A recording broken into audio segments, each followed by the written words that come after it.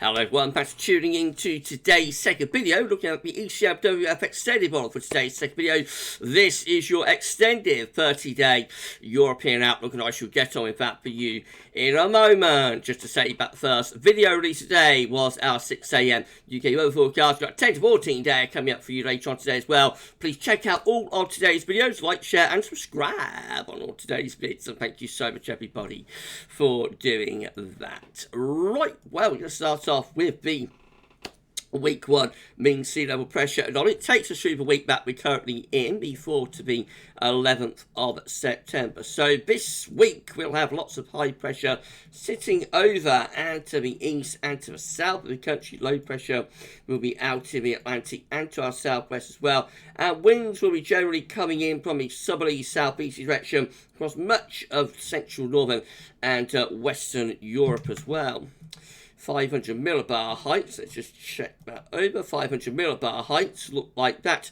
So a large ridge is dominating the weather across much of Europe this week, bring heat wave conditions to many areas. We've got a cut-off low down towards Spain and Portugal, which is helping to drive up that heat up the western side of Europe as well. There is a trough of low pressure in the eastern and southeastern part of the Mediterranean too.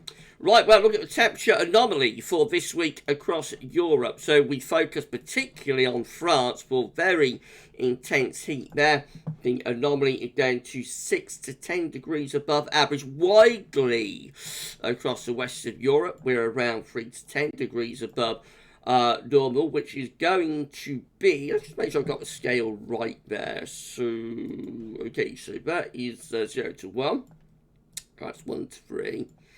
That's 3 to 6. So yes, this is 6 to 10 above average through France. Widely then across most of Western Europe, we see 3 to 6 degrees above average. That includes Ireland, the UK, southern parts of Scandinavia, much of Germany, the Low Countries, and down into northern parts of Spain as well.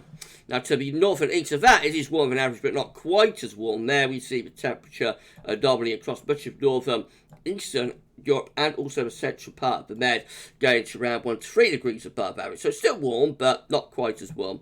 Not warm everywhere. So down across Spain, Portugal, and North Africa, excuse me, we see temperature anomaly slightly below average. Also through the eastern part of the Mediterranean, we see temperature anomalies slightly below average. North Africa, again, seeing temperatures below normal, and into the far west of Russia, there we see cooler than average temperatures as well. Through the Balkans, well, it's above average in northern regions, cooler than average in southern regions. The Black Sea looking generally quite warm, but I think it's more southern and eastern parts of Europe where the temperature is cooler, and then out to the north and the west, really, really warm, if not hot, in the week ahead, heat wave conditions. Precipitation-wise, so wetter than average through Spain and Portugal, and also in the far southeastern corner of the Med, so to the south of Italy, to Malta, for example, and then going northwards in towards the Greek islands. Some big thunderstorms definitely possible through there, and in the far north of Norway too. But otherwise, it's drier than average from Ireland and the UK in the west, right way over to the Black Sea in the east. All areas are coming out drier than average, substantially so in some places, with 30 to 60% of average rainfall through many of the central and northern parts of Europe in the week ahead. Week 2 will be the 11th to the 18th of September, so signs of a bit of a change now. High pressure sort of going to the far eastern side of Europe and western Russia and pulling out into the Atlantic as well. Trough of low pressure is digging into the north. That could send the wind into more of a northwesterly direction across the northern western parts of Europe, and could pull up more of a southerly across the east of Europe. So the heat might start transferring further eastwards. We'll have a look at the temperature anomaly in a moment. 500 millibar heights look like that. So the ridge still dominates across much of Europe, just in the far western northwest. This trough might start to pull in something a little bit cooler into those far northern northwestern regions. Temperature anomalies look like that. Still above average really for most areas. Notice the core of the heat is transferring though towards the far northeast, so through western Russia and the Baltic Sea states of Latvia, Estonia, Lithuania, and down into Belarus and northern parts of Germany, northern parts of Poland, I should say, we see temperature anomalies around 3 to 6 above average. Otherwise, so it is still above average, but the temperature is coming down a little bit from those western parts. You see Ireland and Scotland seeing the temperature returning much, much closer to average. Still below average through Spain and Portugal, still looking a little bit cooler than average over towards Greece. Otherwise, most places above average temperature once again.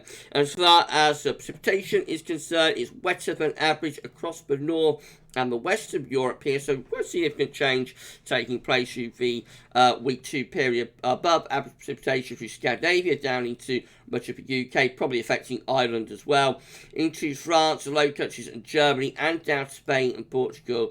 We see above average precipitation through there. So the drier, hotter weather looks like it's transferring further eastwards over onto the eastern side of Europe from sort of the far east of Germany to the Black Sea, up to western parts of Russia, and then down into central and eastern part of Mediterranean. That's where it looks like we've got our driest and hottest weather in the second week. Week 3 will be the 18th to 25th of September. So now we find that higher pressure begins to build around Iceland and Greenland, and also back to Scandinavia. Lower pressure is out in the Atlantic to our southwest. Winds again potentially coming in from a little bit more of an easterly direction across northern and also central west parts of Europe. 500 millibar heights look like that. So high pressure in control of the weather across much of northern Europe for that week, the third week of September.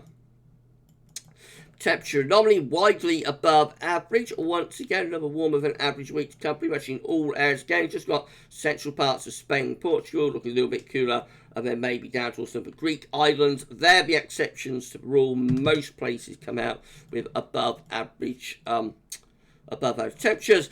Not much of a signal for precipitation. Signal is weakening as it often does the further out you go. So wetter than average down across southern parts of Spain, Portugal, and into northern parts of Africa as well. A little bit on the dry and average side, maybe for some of these far eastern and northeastern parts of Europe, but it is a weak signal really. So other than the wet weather down towards Spain, Portugal, North Africa, most areas have no particular signal. Week 4 will be the 25th of September, 2nd of October, with low pressure again to the far west and southwest of Europe, possibly running in towards southern England, Ireland, and also France, the Low Countries and Germany. 500 millibar heights takes a high pressure up towards Greenland and Iceland, otherwise quite a weak signal really. And as far as temperatures are concerned, again it's above average in most areas, another warmer than average week to come from west through to the east of Europe.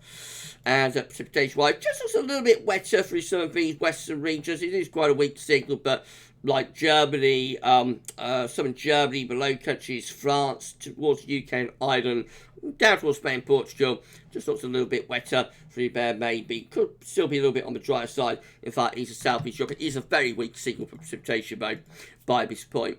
Right, that's the 30-day look ahead done. Let's run on to weeks 5 and 6 data before we go, because why not? We might as well have a look, might we? So week 5 will be the 2nd to the 9th of October. Again, very, very weak signal, but maybe some sort of higher pressure in the Norwegian Sea. Otherwise, again, it is a weak signal, but we have there.